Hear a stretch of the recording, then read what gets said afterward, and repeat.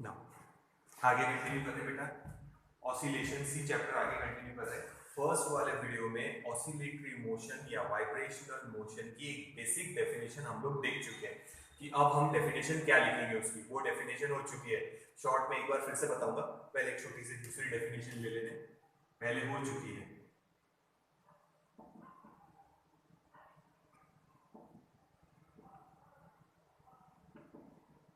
Periodic motion. What is a periodic motion? The motion that repeat itself, जो अपने आप को repeat कर रहा after a definite or fixed interval of time. The motion that repeat itself after a definite interval of time या fixed interval of time, that motion is called periodic motion. Periodic motion के example ये पहले हो चुका है circular motion में, minute hand घड़ी का, क्लॉक का एग्जांपल, मिनट हैंड में जैसे यहां से शुरू होगा 12, इधर है 3, ये 6, ये 9, मिनट हैंड यहां से शुरू होगा, एक रोटेशन कंप्लीट, फिर वही मोशन वापस से रिपीट होगी। तो मिनट हैंड का टाइम पीरियड कितना रहता, 60 मिनट। 60 मिनट के बाद, हर 60 मिनट के बाद वो मोशन क्या होगा, रिपीट।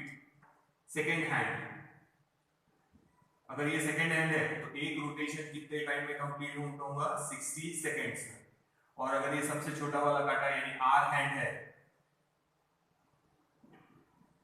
तो it will complete the rotation in 12 hours, और 12 आवर्स के बाद वही मोशन वापस से रिपीट होगा। तो ये एग्जांपल हो गया हमारा क्लॉक का, ठीक है, क्लॉक का। तो इसमें 3 कांटे हैं अलग अलग, ये है आर हैंड, ये समझो है थोड़ा सा बड़ा मिनट हैंड, और सबसे बड़ा जो है वो है second hand.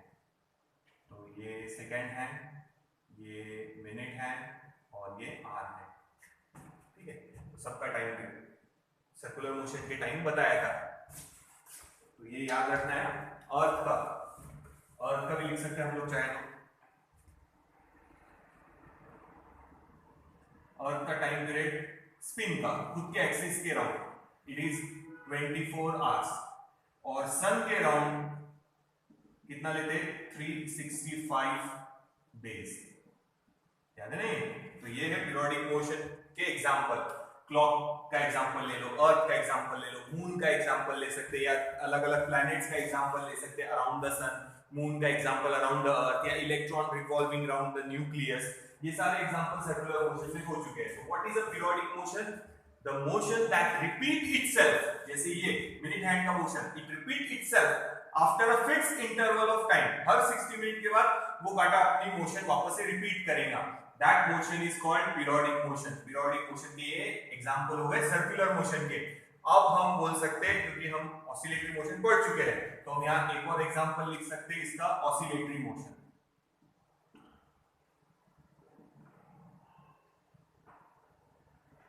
Oscillatory motion is also a periodic motion, या वाइब्रेशनल मोशन बोलो, it is also a periodic motion. जो टू एंड फ्रो था वो मोशन भी कैसा है, periodic motion.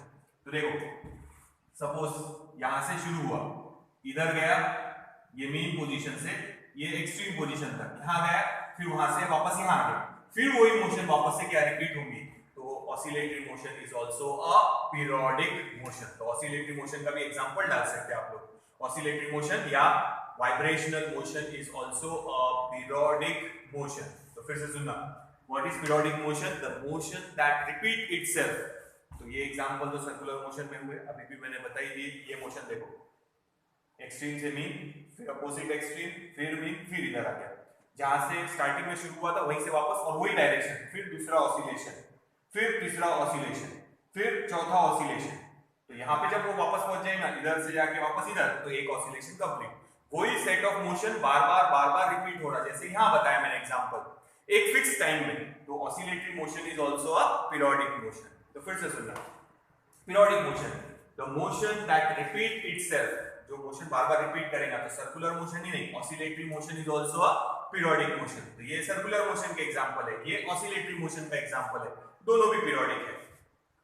Periodic motion, the motion that repeat itself after a definite interval of time, that motion is called periodic motion. And the time taken, ठीक है, जो time लगा उनको एक सेट कंप्लीट करने के लिए, जैसे ये एक रोटेशन का एक सेट, तो मैंने जैसे यहां बताया, ये यहां से गया यहां आया, एक सेट हो गया, यहां से गया फिर यहां आ गया, दो सेट हो गए, तीन सेट, फिर गया फिर आया चार सेट. तो when a body is performing periodic motion, it repeat a set of motion. Set of motion bar bar repeat करेगा, उसमें का एक सेट को जो टाइम लगेगा इट इज कॉल्ड पीरियड. तो ये मैंने पीरियड के एग्जांपल लिखे, period of that periodic motion, ये भी डेफिनेशन याद है. तो when a body perform periodic motion, it repeat a set of motion again and again. वही सेट बार बार रिपीट होगा. The time taken for one set, एक सेट निकालो, उसको जो टाइम लगेगा, जैसे ये हमने एक रोटेशन का टाइम लिखा है मिनिट हैंड का, ये टाइम जो हमने लिखा है वो सेकंड हैंड के एक रोटेशन का, फिर वही रोटेशन बार बार रिपीट होंगे, वही मोशन बार बार रिपीट होंगी. तो यहाँ पे भी ऑसिलेटरी मोशन देखो, यहां से गया यहां तक आया, समझो उसको लगे 4 सेकंड्स. तो दूसरे भी ऑसिलेशन के लिए कितने लगेंगे 4 सेकंड, तीसरे भी ऑसिलेशन के लिए 4 सेकंड. तो इस पेंडुलम का पीरियड कितना हो गया 4 सेकंड. तो when a body perform periodic motion, it repeat a set of motion again and again. एक सेट बार बार रिपीट होगा. वन सच सेट, उसमें एक सेट अलग कर दो, time taken for one such set is called period of that motion. ठीक है, ये ध्यान रखना. तो ये पीरियोडिक मोशन है, ध्यान रखना. और ये भी periodic motion, oscillatory motion is periodic, पर सर्कुलर नहीं है हुआ, ये ऑसिलेटरी मोशन है. देख लो पीरियोडिक मोशन और उसके एग्जांपल याद रखना.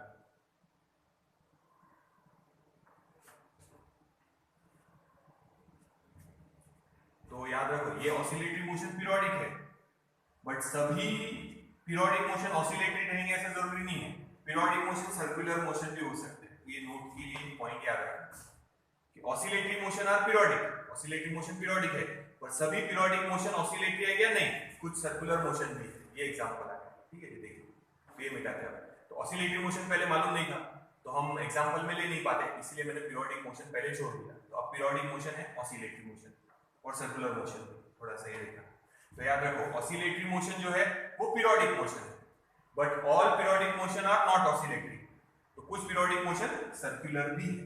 देखिए, तो एक बार फिर से डेफिनेशन मिटाता, सॉरी डेफिनेशन मिटाने से थोड़ा डेफिनेशन बता देता, फिर इसको मिटा देंगे, फिर कल की डेफिनेशन जो बताया था वो एक बार वापस से बता दूंगा स्प्रिंग और सिंपल पेंडुलम के लिए, फिर आगे चलेंगे, कंटिन्यू करेंगे. फिर से देखना, what is periodic motion? The motion that repeat itself after a fixed interval of time. The motion that repeat itself after a fixed interval of time is called periodic motion. ठीक है, periodic motion के example circular motion या oscillatory motion is also a periodic motion. When a body perform periodic motion, it repeat a set of motion again and again. वही set बार बार repeat होगा. यहाँ पे भी बता दिया, यहाँ पे भी बता दिया.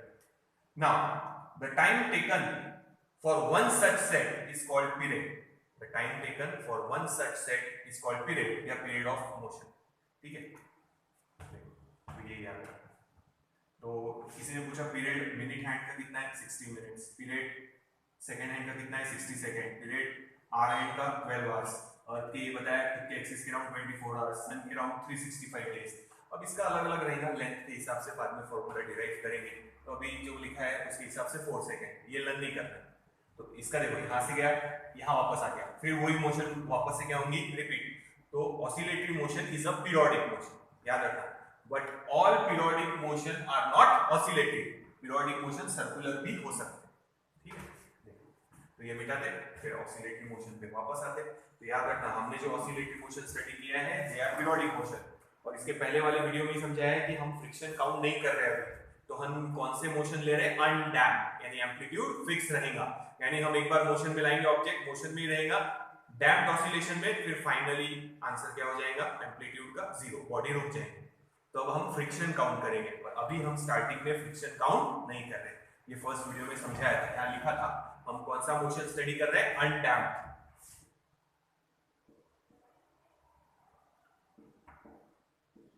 यानी हम लोग काउंट कर रहे हैं no friction. We are taking no friction, friction consider नहीं कर रहे हम लोग. यानी ये ऑसिलेट होता ही रहेगा कंटिन्यूअसली, बस वही एम्पलीट्यूड फिक्स, कम नहीं होगा। अगर फ्रिक्शन डाउन करेंगे तो ये ऑसिलेट होगा, फिर धीरे धीरे एम्पलीट्यूड कम होते जाएगा और फाइनली जीरो। उनको डैम्प्ड ऑसिलेशन बोलेंगे। अभी हम पढ़ रहे हैं अनडैम्प्ड ऑसिलेशन, ठीक है। तो पीरियोडिक मोशन और पीरियड देख लेना एक बार। तो ये नोट्स के फर्स्ट पेज पर स्टार्टिंग में ही है, पर मैं अभी बता रहा कि ऑसिलेटरी मोशन हुआ नहीं था। अब ऑसिलेटरी मोशन क्या है हमको पता है, तो याद रखना oscillatory motion is also a periodic motion. बेटा था इसको, फिर आगे कंटिन्यू करते हैं।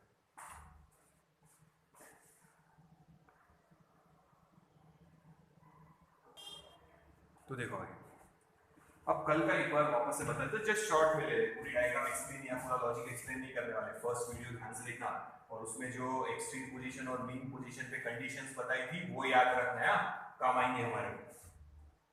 तो सिंपल पेंडुलम का हम लोगों ने ऐसे बनाया है, यहाँ वो रेस्ट में है, ये हमारी कौन सी पोजीशन है, मीन पोजीशन। यहाँ पे वेट mg और टेंशन इक्वल एंड अपोजिट। और जब हम इधर या इधर लेंगे, कहीं पे भी लेंगे, तो टेंशन और mg अब अपोज में नहीं है, तो हमने mg को दो कंपोनेंट में डिवाइड किया था, एक कंपोनेंट ये, एक कंपोनेंट ये, ठीक है। ये कंपोनेंट, ये एंगल थीटा है सपोज,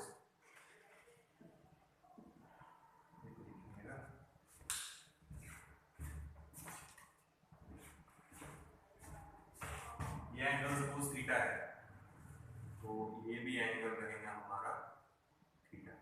तो ये कंपोनेंट हो जाएगा mg cos थीटा, और ये हमारा मेन कंपोनेंट है mg sin थीटा।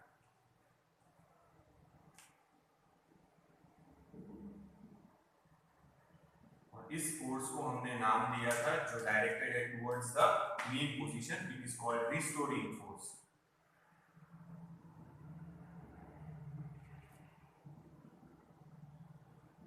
और ये बॉडी इधर इधर ऐसे ऑसिलेट हो रही है। इसके पहले वाले वीडियो में वो भी समझाया है कि स्पीड इंक्रीज क्यों हो रही, स्पीड डिक्रीज क्यों हो रही, और जो माइनस साइन था वो भी क्यों था। तो जस्ट एक नॉर्मलाइज डायग्राम बना के डायरेक्ट डेफिनेशन के आगे शुरू करेंगे फिर। तो फर्स्ट वीडियो ध्यान से देख लेना होगा, उसमें बेसिक कॉन्सेप्ट पूरा समझाया है अच्छे से। तो ये है वो restoring force mg sin theta, जो डायरेक्टेड है towards the mean position. It is restoring force that bring the body to its mean position, इसलिए वो वापस अपने मीन पोजीशन की तरफ आएगा, ये काम आएगा। दूसरा था एग्जांपल हमारा स्प्रिंग का।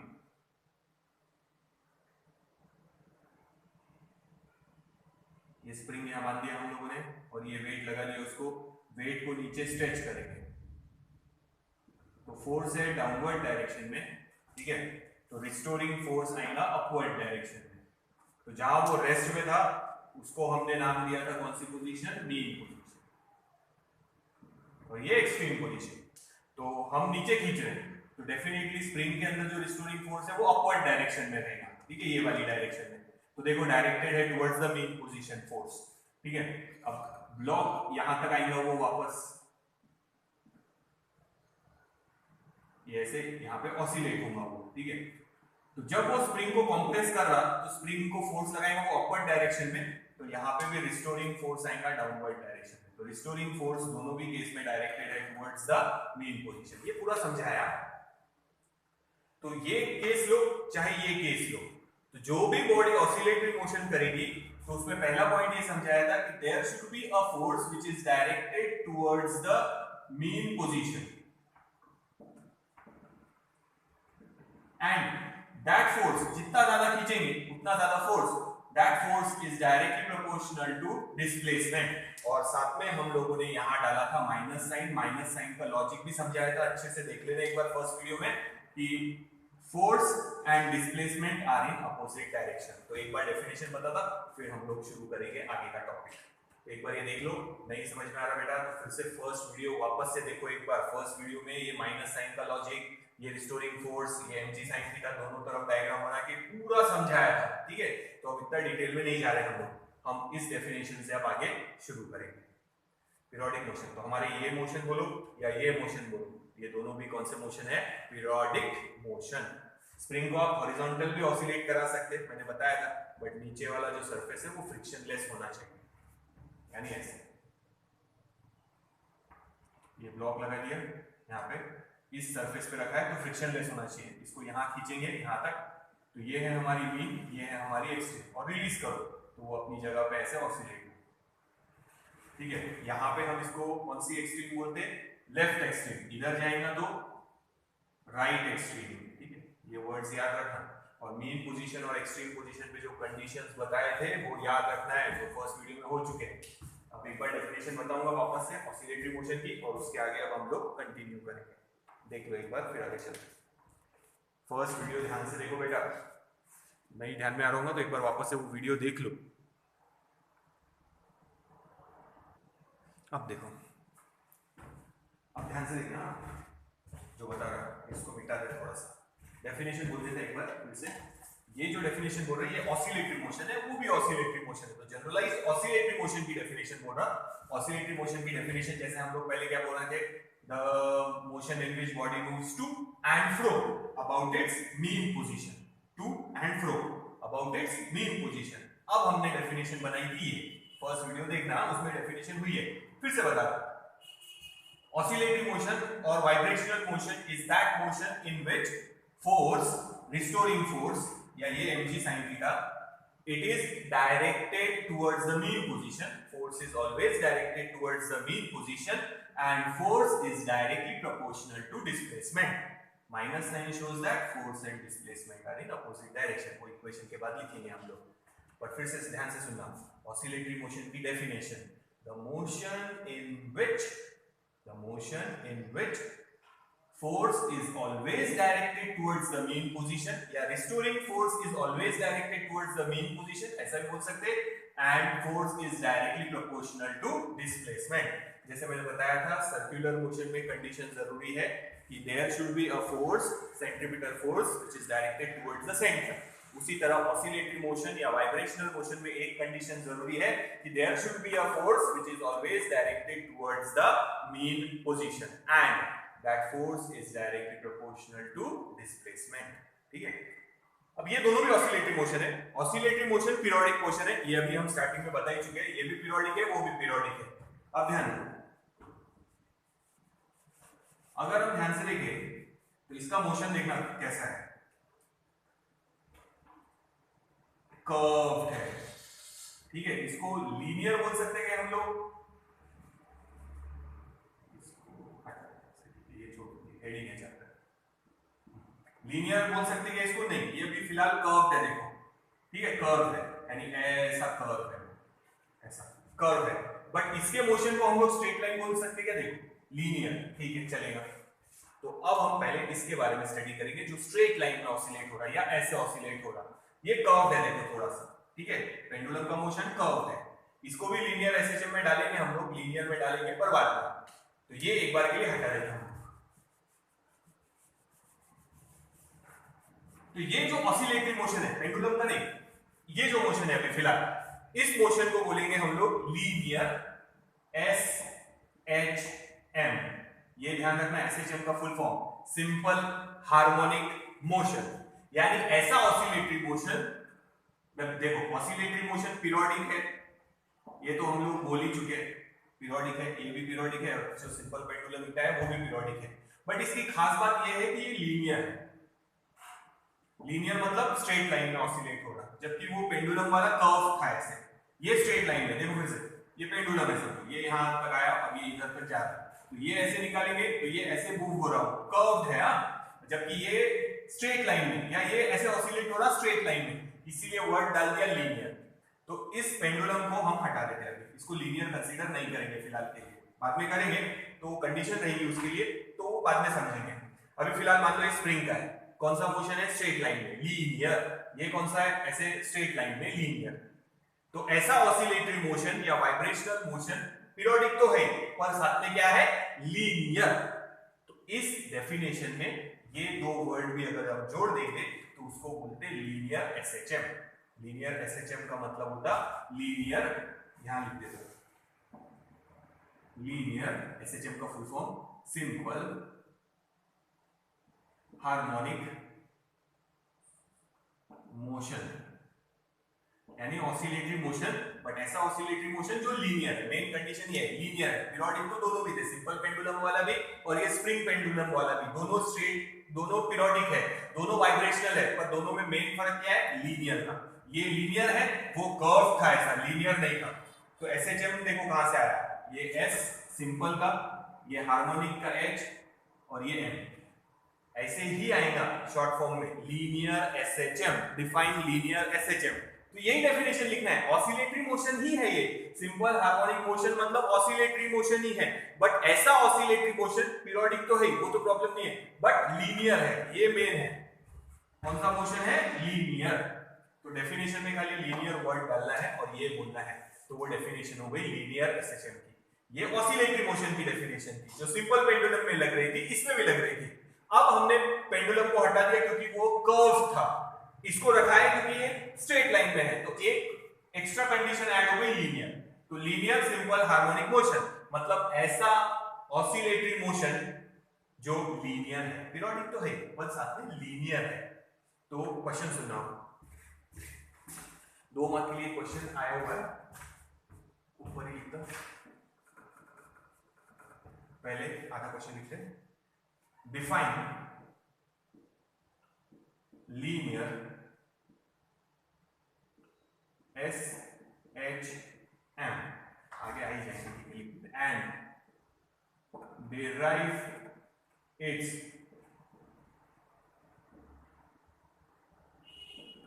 differential, नीचे लिख देता इक्वेशन, डिफरेंशियल इक्वेशन भी डिराइव कर रहे हैं, देखो दिख रहा है वहां तक, ठीक है दिख रहा। डिफरेंशियल इक्वेशन, डिफरेंशियल इक्वेशन का मतलब होता है इक्वेशन डिराइव करना है in the form of derivative. ये डिफरेंशियल का मतलब है derivative. And derive it's differential equation. Differential equation का मतलब है उसका इक्वेशन डेरिवेटिव के फॉर्म में लिखना है। कौन से फॉर्म में? डेरिवेटिव के form.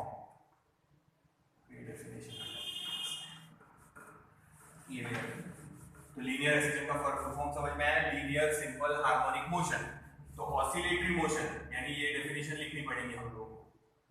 Force is always directed towards the mean position and force is directly proportional to displacement. Force is directly proportional to displacement, और एक आएगा माइनस। तो देखो सिंपल पेंडुलम वाला भी ऑसिलेटरी मोशन था, स्प्रिंग पेंडुलम वाला भी ऑसिलेटरी मोशन है, दोनों में मेन फर्क है ये लीनियर, ये स्ट्रेट लाइन में है, लीनियर मोशन है, स्ट्रेट लाइन में है। तो ऑसिलेटरी मोशन जो लीनियर है यानी स्ट्रेट लाइन में है, उसको नया नाम दे दिया हम लोगों ने linear SHM, linear simple harmonic motion. ये क्वेश्चन एग्जाम में आ चुका है 2 मार्क के लिए। पहले लीनियर एसएचएम की डेफिनेशन लिखो और फिर उसका डिफरेंशियल इक्वेशन। डिफरेंशियल इक्वेशन मतलब डेरिवेटिव के फॉर्म में इक्वेशन बनाना है। तो पहले मैं डेफिनेशन बता देता फिर आगे चलेंगे। और बेटा एक चीज ध्यान रखना, इंटीग्रेशन डेरिवेटिव जो मैंने 11th में आप लोगों को पढ़ाया था मैथमेटिक्स वाले पार्ट में, वो फॉर्मूले आप लोगों ने लिखे होंगे ना, बस ये चैप्टर में बहुत सारे फॉर्मूले उसके काम आ जाएंगे हमारे। तो डेरिवेटिव और इंटीग्रेशन के फॉर्मूले एक बार देख लेना, ठीक है? या वो वीडियो अभी भी है, अगर आप लोगों को देखना है तो वो वीडियो आप लोग देख सकते हैं। चलो आगे चलो। तो पहले डिफाइन करते हैं, फिर से सुनना, ऑसिलेटरी मोशन ही है ये, पीरियोडिक भी है। सिंपल पेंडुलम में और इसमें फर्क है कि ये स्ट्रेट लाइन में है, बस ऑसिलेशन कौन सी लाइन में हो रहा है? स्ट्रेट लाइन में, जबकि पेंडुलम का कर्व था, ऐसा कर्व दिखा रहे थे हम लोग, बस उतना फर्क है, ये लीनियर का फर्क है बस। तो देखो डिफाइन लीनियर एसएचएम यानी ऑसिलेटरी मोशन जो स्ट्रेट लाइन में है, तो ये सब बोलना है हमको। कैसे बोलेंगे देखो, define linear SHM, it is defined as linear periodic motion, यानी ऐसा मोशन जो लीनियर है, पीरियोडिक है। अब बोलना है ऑसिलेटरी है, तो ऑसिलेटरी की डेफिनेशन लिखेंगे, सुनना ध्यान से वापस। लीनियर एसएचएम यानी ऑसिलेटरी मोशन है जो लीनियर है और पीरियोडिक है, ठीक है? तो देखना ध्यान से सुनो वापस। Linear SHM is defined as it is a linear periodic motion. 2 point आ गए, इन विच, अब ये डेफिनेशन बोलना है ऑसिलेटरी मोशन की, force is direct always directed towards the mean position and force is directly proportional to displacement। बस हो गया। तो वही ऑसिलेटरी मोशन ही है वो, बस हमको डालना था कि वो लीनियर है, पीरियोडिक तो है पर लीनियर वर्ड डालना मेन है। देख लो एक बार, उसका इक्वेशन बनाते हैं हम लोग डेरिवेटिव के फॉर्म में। तो ये देख लो पहले, वही डेफिनेशन है। तो फोर्स की जगह वर्ड बेटा आप लोग एक्सेलरेशन भी यूज कर सकते हैं, क्योंकि फोर्स का इक्वेशन है force is equals to mass into acceleration. Force और एक्सेलरेशन की डायरेक्शन सेम, तो आप एक्सेलरेशन की जगह फोर्स की जगह एक्सेलरेशन वर्ड भी यूज करेंगे डेफिनेशन में तो भी चल जाएंगे।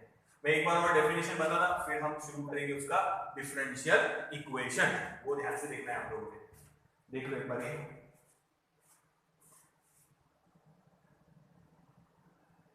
अब देखो वापस एक बार फिर से डेफिनेशन बता देता। ऑसिलेटरी मोशन ही है ये, सिर्फ फर्क इतना ही, ये स्ट्रेट लाइन में है, सिंपल पेंडुलम का कर्व था, बस उतना फर्क है। तो इसको हम नया नाम दे दिए ऑसिलेटरी मोशन को, लीनियर एसएचएम। फुल फॉर्म याद रखना, linear simple harmonic motion. Simple harmonic motion, उसको शॉर्ट फॉर्म में एसएचएम ही लिखते हैं। क्वेश्चन भी ऐसा ही आएगा, define linear SHM and derive it's differential equation, 2 mark के लिए। फिर से एक बार डेफिनेशन सुनना, यही ऑसिलेटरी मोशन वाली डेफिनेशन ही लिखना है। तो लीनियर, पीरियोडिक और ऑसिलेटरी मोशन, ये तीनों आना चाहिए। फिर से सुनना, linear SHM is defined as it is a linear periodic motion. Linear है, पीरियोडिक मोशन है, in which force is always directed towards the mean position and force is directly proportional to displacement। ठीक है, minus sign shows that force and displacement are in opposite direction। ये पहले वाले video में अच्छे से समझाया था। तो अब बिठा के डिफरेंशियल इक्वेशन पे चलते हैं, डायग्राम में बिठा रहा। ऑसिलेटरी मोशन ही है बट स्ट्रेट लाइन में है, इसलिए उसका नाम बदल दिए, लीनियर एसएचएम रख दिए। ठीक है,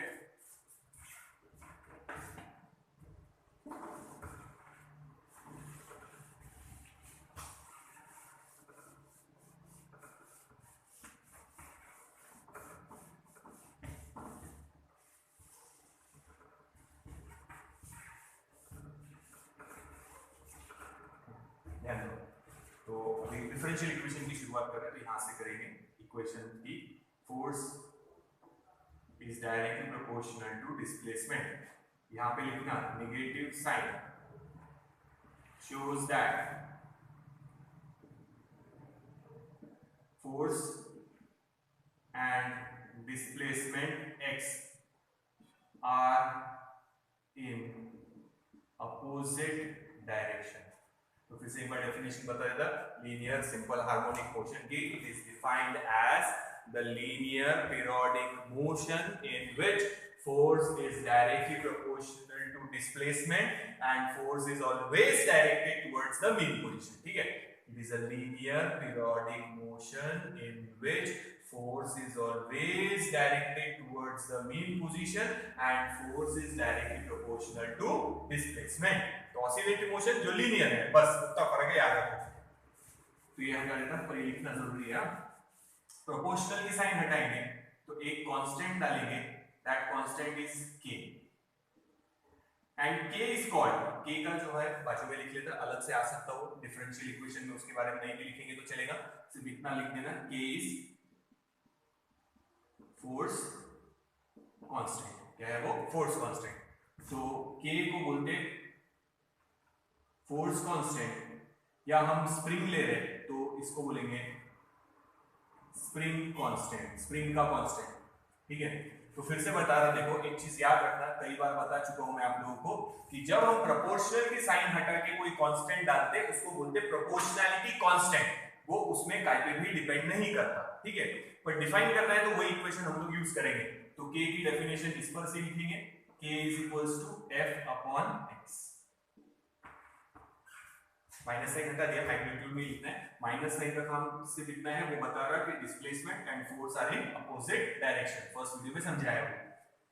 k is equals to f upon x। तो k डिपेंड काय पे करेगा, जैसे स्प्रिंग अगर कड़क है, टाइट है बहुत, तो बहुत ज्यादा फोर्स लगाएंगे, फोर्स ज्यादा लगाएंगे, ये फोर्स ज्यादा पर डिस्प्लेसमेंट कम होगा, मतलब k की वैल्यू ज्यादा है। तो स्प्रिंग कड़क है तो स्प्रिंग कांस्टेंट की वैल्यू ज्यादा रहेगी। तो यहाँ पे फिलहाल जब हम स्प्रिंग का एग्जांपल लेंगे तो वो काय पे डिपेंड करेगा, स्प्रिंग पे। काय पे डिपेंड करेगा, स्प्रिंग पे। समझ में आ रही बात? अगर स्प्रिंग लूज है, आराम से स्ट्रेच हो रहा, आराम से कंप्रेस हो रहा, तो हम कम फोर्स लगाएंगे, फिर भी डिस्प्लेसमेंट ज्यादा होगा। तो ये वैल्यू ज्यादा है मतलब ये वैल्यू कम होगी। के की वैल्यू कम। स्प्रिंग लूज है तो के की वैल्यू कम, स्प्रिंग कड़क है तो के की वैल्यू ज्यादा। फिर से सुनो, बता देते एक बार फिर से। के का फॉर्मूला हम क्या लिख रहे हैं, एफ अपॉन एक्स। उसको बोलते हैं या तो फोर्स कांस्टेंट या बोलते हैं उसको स्प्रिंग कांस्टेंट। स्प्रिंग अगर कड़क है, टाइट है बहुत, हम जैसे हमारे गाड़ियों में पीछे शॉकअप जो रहते हैं वो स्प्रिंग के रहते हैं, अगर देखना आप टू व्हीलर में आपको देखने को मिल जाएगा स्प्रिंग लगे रहते हैं, तो वो स्प्रिंग हम हाथ से खींच नहीं पाएंगे, हम बहुत ज्यादा ताकत लगाएंगे थोड़ा सा स्ट्रेच होंगे। तो हम ताकत ज्यादा लगा रहे पर स्ट्रेच कम हो रहा, ये वैल्यू कम ये वैल्यू ज्यादा, मतलब के की वैल्यू ज्यादा है। तो जो स्प्रिंग कड़क है उनमें के की वैल्यू ज्यादा रहेगी। समझ में आ रहा है? दूसरा देखते, जो स्प्रिंग लूज है बहुत ढीले है, जैसे हमारे पेन में आते स्प्रिंग, आप उसको थोड़ा सा भी फोर्स लगाएंगे तो वो स्ट्रेच हो जाएंगे। तो आप उसको थोड़ा फोर्स लगा रहे, डिस्प्लेसमेंट ज्यादा होगा, फोर्स कम डिस्प्लेसमेंट ज्यादा, ये वैल्यू ज्यादा है मतलब ये वैल्यू कम, तो स्प्रिंग कांस्टेंट की वैल्यू कम रहेगी। तो ये वैल्यू फिलहाल अगर हम स्प्रिंग का एग्जांपल ले तो स्प्रिंग कैसा मटेरियल से बना है, टाइट है लूज है, उसके ऊपर डिपेंड करेगा। ठीक है, तो ध्यान रखना है। तो इसकी डेफिनेशन लिखेंगे, यूनिट और डायमेंशन भी बता देता, पर इस क्वेश्चन में नहीं लिखना है। ठीक है, इस क्वेश्चन का वापस से डेफिनेशन एक बार बता दूंगा और फिर से ये कंटिन्यू करेंगे। पर फोर्स कांस्टेंट अगर अलग से आया तो फिर ये लिखना पड़ेगा आप लोगों को। Force constant is defined as force पर मतलब अपॉन में, पर यूनिट क्या है अपॉन में, डिस्प्लेसमेंट। तो बस यही डेफिनेशन है। Force constant is defined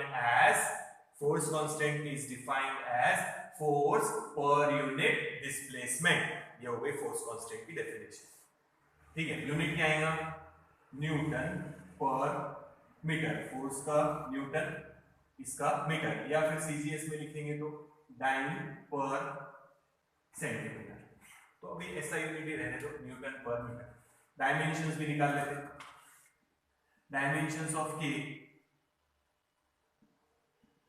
is equals to dimensions of f upon dimensions of x displacement। ठीक है, तो dimensions of f पता है हम लोगों को, m1 l1 p minus 2, dimensions of displacement x m0 l1 p0। ठीक है, तो dimensions फाइनल यहां लिख देते इसके सामने। तो ये m1 है, m1 क्योंकि ये नीचे 0, ये 1 ऊपर जाके माइनस इसके साथ, तो l रेस टू 0, ये 0 है तो ये रहेगा p रेस टू -2। तो ये यूनिट, ये डायमेंशन। देखो और डेफिनेशन ये हो गई। तो ऐसा भी क्वेश्चन आ सकता है, डिफाइन फोर्स कांस्टेंट या स्प्रिंग कांस्टेंट, तो ये लिखना और फिर उसके बाद ये। ठीक है, और उसके बाद डेफिनेशन, फोर्स कांस्टेंट या spring constant is defined as force पर यूनिट डिस्प्लेसमेंट। फोर्स पर मतलब अपॉन में, फोर्स पर यूनिट डिस्प्लेसमेंट। ठीक है, यूनिट आएगा न्यूटन पर मीटर, न्यूटन और अपॉन में मीटर, ये निकाले डायमेंशन, ये डायमेंशन से इसको सिंपलीफाई करके आंसर यहां लिख दिया। देखो फिर इसको आगे कंटिन्यू करते हैं वापस हम लोग। इतना नोट डाउन कर लो,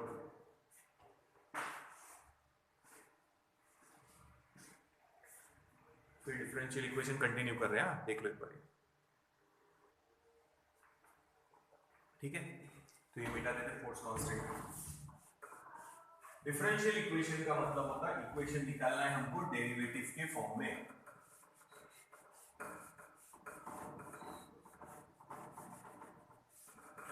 ठीक है, आगे कंटिन्यू कर रहे हैं। इक्वेशन निकालना है डेरिवेटिव के फॉर्म में, कैसे करेंगे देखो उसको।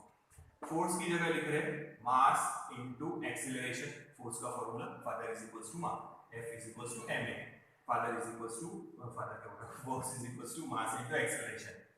Father is equals to mass ऐसे याद रख सकते हैं, F is equals to ma। ठीक है ना, माइनस साइन वैसे, ये k भी वैसे और ये x भी वैसे। ठीक है, अब ध्यान दो, अगर मेरे को किसी ने बोला डिस्प्लेसमेंट x दिया है, आपको वेलोसिटी निकालना है, तो आप कैसे निकालेंगे? ये सर्कुलर मोशन में बताया था या पहले भी हो चुका है लीनियर मोशन में, वेलोसिटी को लिखते हैं dx अपॉन dt। यानी इसको एक बार आप डिफरेंशिएट कर देंगे तो वेलोसिटी मिल जाएगा, इसको ब्रैकेट में भी डाल सकते हैं। ये डेरिवेटिव का सिंबल है d dt, यानी किसी चीज को डिफरेंशिएट कर रहे हैं विद रिस्पेक्ट टू टाइम, तो x को डिफरेंशिएट कर रहे हैं, डिस्टेंस को डिफरेंशिएट कर रहे हैं विद रिस्पेक्ट टू टाइम, यानी डिस्टेंस अपॉन टाइम, यानी क्या मिल गया? वेलोसिटी। एक और बार डिफरेंशिएट करेंगे इसको तो क्या मिलेगा? एक्सीलरेशन, क्या मिलेगा? एक्सेलरेशन। ठीक है। अच्छा, maximum displacement from mean position को एम्पलीट्यूड बोला था, उसको हमने कैपिटल ए से डिनोट किया था। तो याद रखना, कैपिटल ए मतलब एम्पलीट्यूड यानी मैक्सिमम डिस्प्लेसमेंट और स्मॉल ए मतलब एक्सेलरेशन। ए मिक्स नहीं करना। ठीक है, तो इसको एक बार डिफरेंशिएट कर दिए तो ये मिला dv अपॉन dt। तो इसको ब्रैकेट में लगाते हैं। तो वेलोसिटी को डिफरेंशिएट किया विद रिस्पेक्ट टू टाइम यानी वेलोसिटी अपॉन टाइम मतलब एक्सेलरेशन। तो आप इसको ऐसे भी लिख सकते, देखो बेटा, इधर लिख देते इसको, ये मेन है अभी हमको जो चाहिए वो। ठीक है, एक्सेलरेशन को आप ऐसे भी लिख सकते हैं, acceleration it is d dt, bracket में क्या लिखा है v, v की वैल्यू ये डाल दो तो क्या आएगा d x अपॉन dt। देखो क्या होगा। ठीक है, तो एक्सेलरेशन यानी velocity upon time, but velocity की जगह हमने ये इक्वेशन डाल दी। तो ये दो बार डेरिवेटिव हो गया डिस्प्लेसमेंट का, और हमने वही रूल फॉलो किया है, एक बार डिफरेंशिएट करेंगे तो वेलोसिटी, उसी को एक और बार डिफरेंशिएट कर देंगे तो एक्सेलरेशन। तो ये हो गया डबल डेरिवेटिव। तो इसको ऐसे लिखते, देखो d2 x का डेरिवेटिव है दो बार dt square, d2x upon dt square, ऐसे पढ़ना d2x अपॉन dt स्क्वायर। तो एक बार डिफरेंशिएट किए डिस्प्लेसमेंट को, वेलोसिटी, उसी को एक बार और डिफरेंशिएट करेंगे तो मिल जाएगा एक्सेलरेशन। इसको एक बार डिफरेंशिएट किए वेलोसिटी, उसको एक और बार डिफरेंशिएट करेंगे एक्सेलरेशन। तो एक्सेलरेशन को आप ऐसे भी लिख सकते हैं v के फॉर्म में, या ऐसे भी लिख सकते हैं। तो कैसे आया वो देख लो। तो v की वैल्यू ये डाल देंगे, यानी x को दो बार डिफरेंशिएट किया वही है, इसको एक बार डिफरेंशिएट करो वेलोसिटी, इसको एक और बार डिफरेंशिएट करो एक्सेलरेशन। तो आप एक्सेलरेशन को ऐसे भी लिख सकते हैं। पढ़ना कैसे, ध्यान रखो, d2x, इसको 2 पढ़ना है, d2x अपॉन dt स्क्वायर। इसको बोलते हैं डबल डेरिवेटिव, डेरिवेटिव के फॉर्म में चाहिए इसीलिए डेरिवेटिव लाना है। ये एक बार देख लो कि एक्सेलरेशन के लिए ये कैसे लिखा है आपको। ठीक है ना।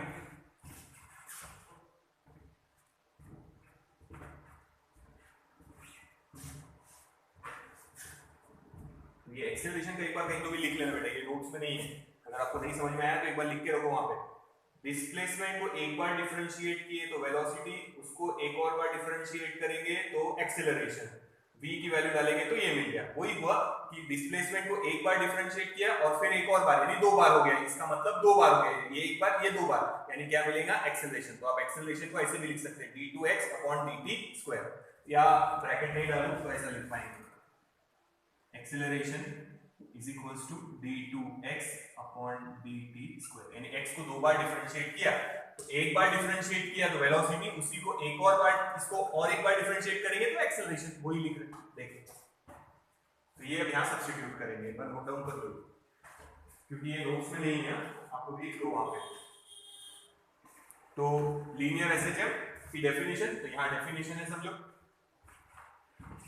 फिर से एक बार डेफिनेशन बताया था। It is defined as linear periodic motion in which force is always directed towards the mean position and force is directly proportional to displacement। और उसके बाद यहां तक पहुंचे हम लोग। अब एक्सेलरेशन की जगह ये डालने वाले, तो एक बार देख लो कैसे सब्स्टिट्यूशन है।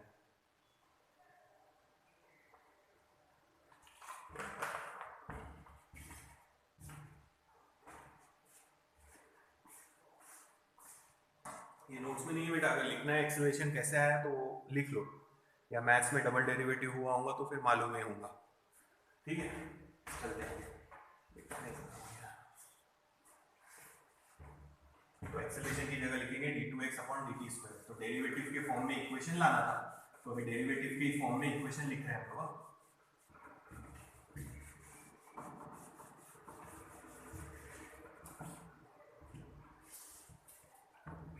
इंपॉर्टेंट चैप्टर है बेटा, वेटेज के हिसाब से भी और कॉम्पिटिटिव में भी।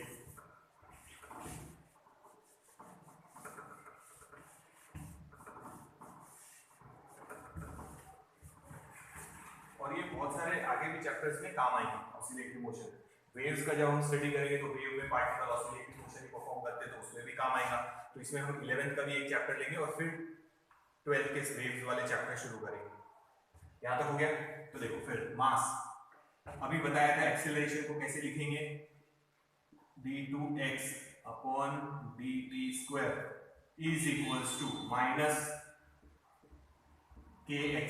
तो एक्सेलरेशन की जगह ये कैसे आया वो मैंने समझा दिया आपको। आ गया डेरिवेटिव इक्वेशन में, तो ये इक्वेशन बन जाएगा हमारा डिफरेंशियल इक्वेशन, यानी ऐसा इक्वेशन जिसमें डेरिवेटिव है।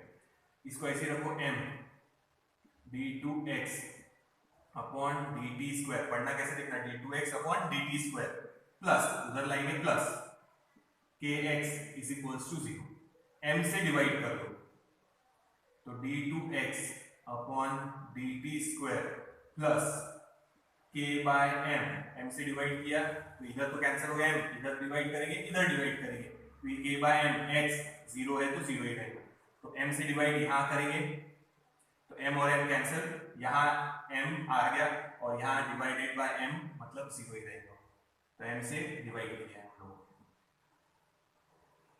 ठीक है, अब जो बता रहा हूँ वो थोड़ा सा ध्यान से सुनना, ये जो k बाय m है उसकी जगह हम लोग डालेंगे ओमेगा स्क्वायर।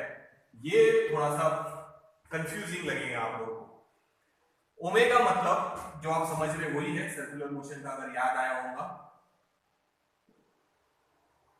कौन सी वेलोसिटी, एंगुलर वेलोसिटी, वही है ये एंगुलर वेलोसिटी है। फिर आप बोलेंगे कि सर आपने तो बताया था अभी ये लीनियर मोशन है, स्ट्रेट लाइन में ऐसे या ऐसे, फिर उसमें सर्कुलर मोशन कहां से आ गया? सर्कुलर मोशन और ऑसिलेटरी मोशन का फिक्स रिलेशन है, दोनों रिलेटेड है एक दूसरे से। तो सर्कुलर मोशन के फॉर्मूले ऑसिलेशन में काम आएंगे, ऑसिलेशन के आगे फॉर्मूले वेव्स में काम आएंगे, तो ये दोनों रिलेटेड है। पर रिलेशन क्या है वो मैं अभी नहीं बता रहा आप लोगों को, या अभी मैं समझा नहीं पाऊंगा। जब हमारे कुछ इक्वेशंस हो जाएंगे उसके बाद हम लोगों को एक्सप्लेनेशन है उसका लेंगे हम लोग कि सर्कुलर मोशन और इस लीनियर मोशन का क्या रिलेशन है। जब मैं बोल रहा कि ये लीनियर है, स्ट्रेट लाइन में है, और हम बोल रहे हैं कि ये ओमेगा है एंगुलर वेलोसिटी, जो कि किससे रिलेटेड है? सर्कुलर मोशन में, तो उन दोनों का रिलेशन क्या है? तो वो है, रिलेशन है दोनों का, बहुत मतलब ऐसा समझ लो दोनों मोशन एक ही है, circular motion and oscillatory motion are related. कैसे रिलेशन है उनका वो हम लोग शायद थर्ड या फोर्थ वीडियो में देखेंगे। रिलेशन बताऊंगा मैं कि सर्कुलर मोशन और इस लीनियर मोशन का क्या रिलेशन है। पर अभी तुम लोगों को इतना याद रखना पड़ेगा कि k बाय m की जगह हमको डालना है ओमेगा स्क्वायर, और ये एंगुलर वेलोसिटी ही है। हमारे कुछ इक्वेशन हो जाएंगे तब हमको है, नोट्स में भी है और टेक्स्ट बुक में भी है, समझाया है कि क्या रिलेशन है सर्कुलर मोशन का और इस ऑसिलेटरी मोशन का, लीनियर एसएचएम का, वो हम बाद में देखेंगे। तो अभी फिलहाल के लिए आप लोगों ने ये याद रखना, ये एंगुलर वेलोसिटी ही है जो हमने सर्कुलर मोशन में लिया था। एंगुलर वेलोसिटी के फॉर्मूले काम भी आएंगे हमारे, क्या था? 2 pi upon t time period या 2 पाई n, ये फॉर्मूले हमारे काम भी आएंगे, तो मैं बताऊंगा। सर्कुलर मोशन और इस लीनियर, हम बोल रहे हैं ये लीनियर है, स्ट्रेट लाइन में है, और ऑसिलेटरी मोशन है, फिर सर्कुलर मोशन का रिलेशन कहां से आया? तो अभी फिलहाल सिर्फ आप लोगों ने इतना लर्न करना कि ये जो k बाय m है उसको हम ओमेगा स्क्वायर डाल रहे हैं। फिर मैं मे भी शायद थर्ड या फोर्थ वीडियो में उसका एक्सप्लेनेशन हम लोगों का हो जाएगा कि सर्कुलर मोशन और इसका क्या रिलेशन है, ठीक है, वो मैं बताऊंगा। तो शॉर्ट में इतना याद रखो, जब बॉडी एक सर्कल कंप्लीट करती ना तो एक ऑसिलेशन कंप्लीट होता, ये रिलेशन बाद में मैं समझा के बताऊंगा तुम लोगों को, ठीक है, तो लेंगे वो बाद में। अभी फिलहाल ये याद रखो, ओमेगा स्क्वायर मतलब एंगुलर वेलोसिटी है, ओमेगा मतलब। तो ये फाइनल आंसर बन गया हमारा d2x upon dt square plus k by m की जगह ओमेगा स्क्वायर और ये x, तो ये हमारा फाइनल आंसर हो गया। This is the differential equation, this is the differential equation. Differential equation किसका? लीनियर एसएचएम का, ठीक है। अभी भी मेरे को पता है आप लोग बोल रहे होंगे सर्कुलर मोशन कहां से आया, इसमें रिलेशन है, बाद में लेंगे। अभी फिलहाल सिर्फ इतना याद रखो, ये तो बहुत इजी है, यहाँ तक कोई प्रॉब्लम नहीं है, सिर्फ ये ध्यान रखना है k बाय m की जगह हम ओमेगा स्क्वायर डाल रहे हैं, ठीक है। थर्ड या फोर्थ वीडियो में पूरा अच्छे से एक्सप्लेनेशन हो जाएगा कि ये और सर्कुलर मोशन कैसे रिलेटेड। हाँ, एक काम कर सकते हैं हम डायमेंशंस पढ़ चुके हैं, तो डायमेंशन में हम ये चेक कर सकते हैं कि गिवन फॉर्मूला करेक्ट है कि नहीं। तो मैं ये डायमेंशन से ये फॉर्मूला आप लोगों को करेक्ट प्रूफ करके दिखा देता, करने की जरूरत नहीं है, लिखने की जरूरत नहीं, जस्ट एक बता देता आप लोगों को बस। तो ये हो गया हमारा 2 मार्क का क्वेश्चन। देख लो, डिफाइन लीनियर एसएचएम, पहले डेफिनेशन लिखना and derive it's differential equation. बहुत ही सिंपल है, फोर्स की जगह मास इनटू एक्सेलरेशन। एक्सेलरेशन को ये कैसे लिखा आप लोगों को ध्यान में आया ही है, ठीक है। उसके बाद m से डिवाइड करने के बाद ये थोड़ा सा ध्यान रखना, ये जो k बाय m है उसको आपको डालना है ओमेगा स्क्वायर, बस, ठीक है। तो ये मैं मिटा रहा, डायमेंशन से प्रूफ कर देगा कि जो हमने लिया है वो डायमेंशनली करेक्ट है, ठीक है। तो omega square is equals to K by M, या आप लोग उसको ऐसे भी लिख सकते, देखो omega is equals to under root K by M, दोनों भी चलता है, ये भी लिख सकते हैं, ये भी लिख सकते हैं, ठीक है। स्क्वायर रूट ले लिया दोनों तरफ। तो फर्स्ट पहले ओमेगा स्क्वायर लिख के डायमेंशंस निकाल लेते हैं।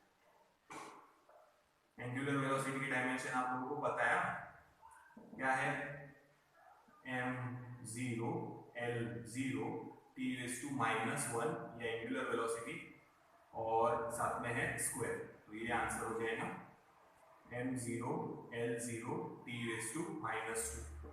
देखो ये लिखने की जरूरत नहीं है, ये मैं आप लोगों को सिर्फ अभी एक थोड़ा सा डाउट क्लियर कर रहा कि ये फॉर्मूला डायमेंशनली करेक्ट है, प्रूफ करके दे देता।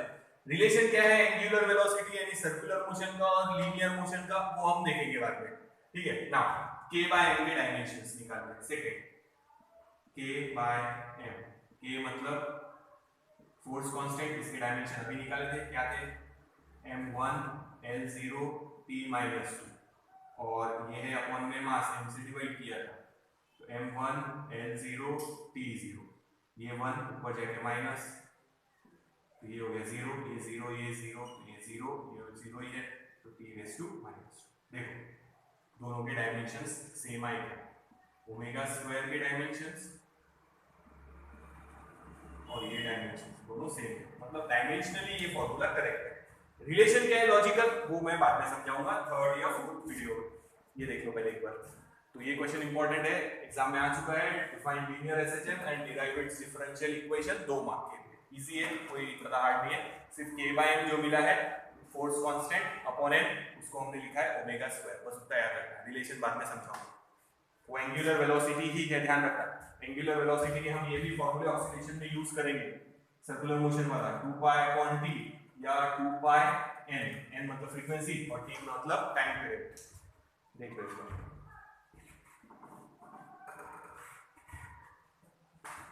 इंपॉर्टेंट क्वेश्चन है, और जो डायमेंशन से ये करके बताया वो लिखने की जरूरत नहीं है, देख लो एक बार। अब किसी भी मोशन में, जैसे हम लोगों ने लीनियर मोशन भी स्टडी किया था, स्टार्टिंग में हमारा हुआ है लीनियर मोशन, तो उसमें काइनेमेटिक इक्वेशन लिए थे हम लोगों ने। क्या इंपॉर्टेंट था, किसी भी मोशन को स्टडी करना है तो क्या इंपॉर्टेंट है उसमें, डिस्प्लेसमेंट लिया था, वेलोसिटी लिया था और एक्सेलरेशन। काइनेमेटिक इक्वेशन में यही सब चीजें थी, डिस्प्लेसमेंट को s से डिनोट किया था। जब हमने सर्कुलर मोशन लिया तो भी हमने डिस्प्लेसमेंट निकाला था, वेलोसिटी निकाला था और एक्सेलरेशन निकाला था, ठीक है। अब हम ऑसिलेटरी मोशन भी स्टडी कर रहे हैं,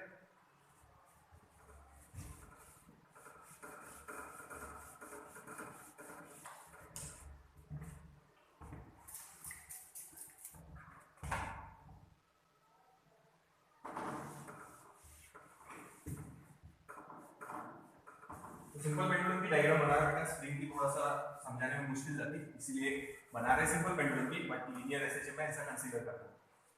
तो ये मीन पोजीशन, ये एक्सट्रीम पोजीशन, ये दूसरी एक्सट्रीम पोजीशन। मीन पोजीशन पे कंडीशन क्या लिखी थी, वेलोसिटी, अब समझा नहीं ना, फर्स्ट वीडियो में समझाया, kinetic energy maximum, potential energy 0 और डिस्प्लेसमेंट भी 0। यहाँ पे एक्सट्रीम पे ये लेफ्ट एक्सट्रीम और राइट एक्सट्रीम, एक्सट्रीम पे velocity 0, kinetic energy 0, potential energy maximum और डिस्प्लेसमेंट मैक्सिमम, एम्पलीट्यूड इधर है तो माइनस है, इधर है तो प्लस है, ठीक है। लेफ्ट साइड ये ओरिजिन है, ग्राफ जैसे ये इधर होगा एम्पलीट्यूड तो पॉजिटिव, इधर होगा तो नेगेटिव, ग्राफ जैसा, वो समझाया ना। तो अब जब हम ऑसिलेटरी मोशन स्टडी कर रहे हैं तो समझो बॉडी यहां है, अब यहां तो समझो काइनेटिक एनर्जी है, पोटेंशियल एनर्जी नहीं है, यहां काइनेटिक एनर्जी 0 है पर पोटेंशियल एनर्जी है, पर बीच में काइनेटिक एनर्जी भी रहेंगी, पोटेंशियल एनर्जी भी रहेंगी। जैसे हम लोग ये एग्जांपल लेते हैं कि हम ऑब्जेक्ट को लिफ्ट किए, अभी कौन सी एनर्जी है, पोटेंशियल, रिलीज किए तो जब वो नीचे पहुंचेगा तो सिर्फ कौन सी, काइनेटिक, बट इन दो पोजीशन के बीच में उसमें पोटेंशियल एनर्जी भी है, काइनेटिक एनर्जी भी है। तो इस वाली कंडीशन में अगर लेंगे हम लोग बीच में कहीं तो भी, तो यहाँ पोटेंशियल एनर्जी भी जीरो नहीं है, काइनेटिक एनर्जी भी जीरो नहीं है इस पोजीशन में, ठीक है। तो अगर आपको पोटेंशियल एनर्जी, काइनेटिक एनर्जी पता करना है तो आपको निकालना पड़ेगा डिस्प्लेसमेंट, वेलोसिटी, ठीक है, तब जाके आप काइनेटिक एनर्जी, पोटेंशियल एनर्जी निकाल पाएंगे। तो इस ऑसिलेटरी मोशन में भी हम लोगों को तीन चीजें निकालनी पड़ेगी कि जब बॉडी ऑसिलेट हो रही, समझो यहाँ है, यहाँ है, यहाँ है या यहाँ है, कहीं पे भी है बॉडी ऑसिलेशन में, तो अगर डिस्प्लेसमेंट निकालना है तो इक्वेशन होना चाहिए, वेलोसिटी यहाँ कितनी है वो मालूम होनी चाहिए, डिस्प्लेसमेंट मालूम होना चाहिए, एक्सेलरेशन मालूम होना चाहिए। तो ये सब चीजों का इक्वेशन हम लोगों को फाइंड आउट करना है। We have to find out the equation for displacement, velocity and acceleration. क्या क्या इक्वेशन निकालना है? Displacement, velocity and acceleration. ठीक है, तो वो हम लोग थोड़ा सा नेक्स्ट वीडियो में निकालेंगे, क्योंकि बहुत बड़ा है, 4 मार्क का क्वेश्चन है, तो हम नेक्स्ट वीडियो में कंटिन्यू करेंगे, नहीं तो यही बहुत ज्यादा लेंथी हो जाएगा।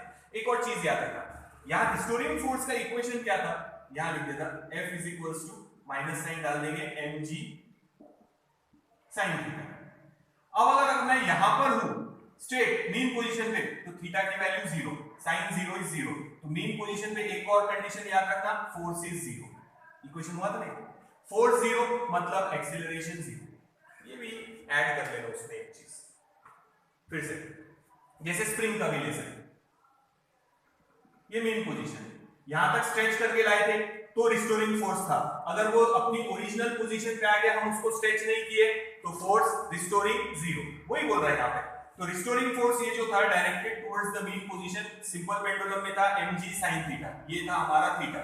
अगर बॉडी यहाँ पर है, यहाँ पे भी नहीं, यहाँ पे भी नहीं, या बीच में भी कहीं नहीं, यहाँ पर है, तो थीटा की वैल्यू 0, थीटा 0, sin 0 इज 0, यानी फोर्स 0, एक्सेलरेशन इज 0।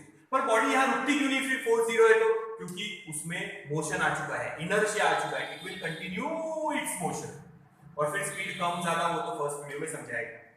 अगर किसी ने पूछा एक्सट्रीम पोजीशन पे, तो लिखेंगे फोर्स है मैक्सिमम, क्योंकि यहाँ थीटा मैक्सिमम तो फोर्स मैक्सिमम, तो एक्सीलरेशन भी मैक्सिमम। तो ये दो कंडीशन भी ऐड कर लेना हमारे मेन पोजीशन और एक्सट्रीम पोजीशन वाले में।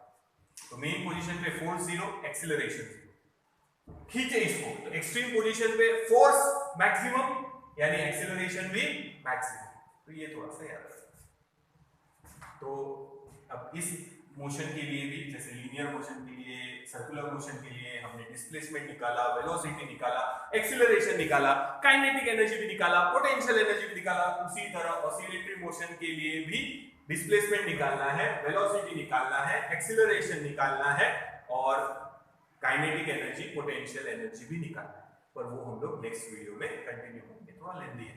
तो ये कंडीशन मीन पोजीशन की हम पहले भी ले चुके हैं फर्स्ट वीडियो में, देखो ये वाले, ये 4, ये 2 और ऐड कर ले, कंडीशन इक्वेशन से बताया, और एक्सट्रीम पोजीशन की भी ये कंडीशन हम लिख चुके हैं, ये 2 ऐड कर ले, force maximum, acceleration maximum, extreme position पे।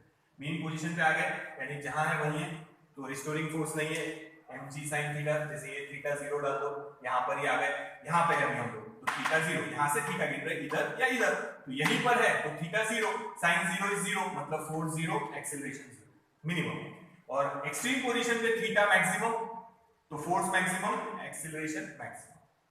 तो वही हमने बोला कि force is directly proportional to displacement, जितना ज्यादा डिस्प्लेसमेंट उतना ज्यादा फोर्स, और डिस्प्लेसमेंट मैक्सिमम कहां रहता है, एक्सट्रीम पोजीशन पे, तो फोर्स मैक्सिमम कहां है, एक्सट्रीम पोजीशन पे। डिस्प्लेसमेंट मिनिमम कहां है, 0 मीन पोजीशन पे, तो फोर्स भी 0 मीन पोजीशन पे। इसी इक्वेशन पर से भी लिख सकते हैं हम लोग, ठीक है।